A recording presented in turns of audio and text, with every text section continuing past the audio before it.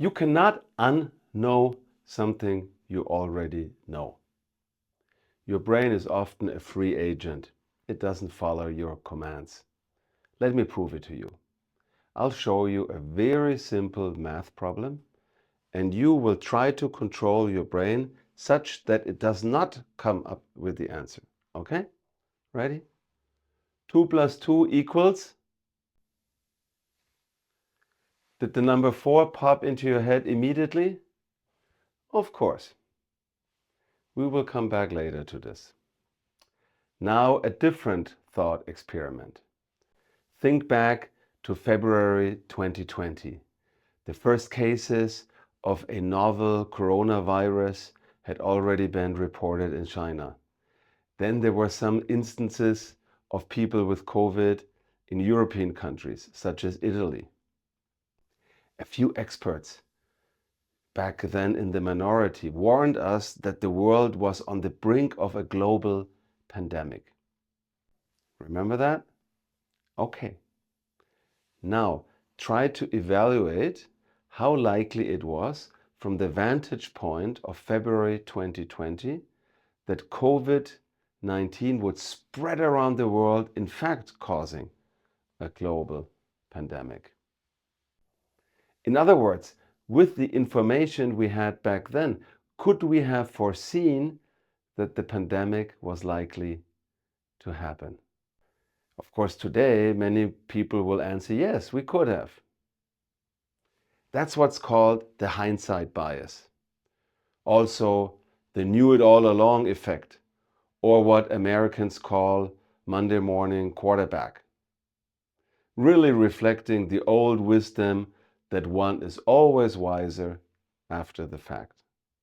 The hindsight bias describes the phenomenon that people tend to exaggerate the ex ante foreseeability of an event when asked ex post, that is, after they know that the event actually happened.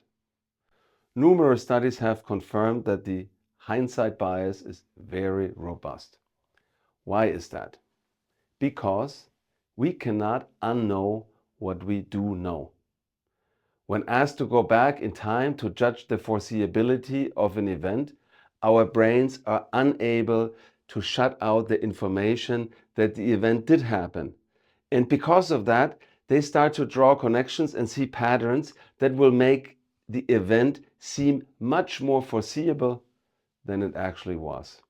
Just like we cannot shut out the number 4 from popping into our minds when we see the equation 2 plus 2, we can also not shut out everything we know about how COVID-19 rapidly spread around the world, overcrowded hospitals, forcing lockdowns of schools and workplaces, etc., and held us in its grip for such a long time. One more example, this time from a study. The authors of this study asked more than 100 partners in big international accounting firms to evaluate the financial situation of a fictitious company, along with scenarios of the company's future, like insolvency, turnaround, downsizing, and there were a few others.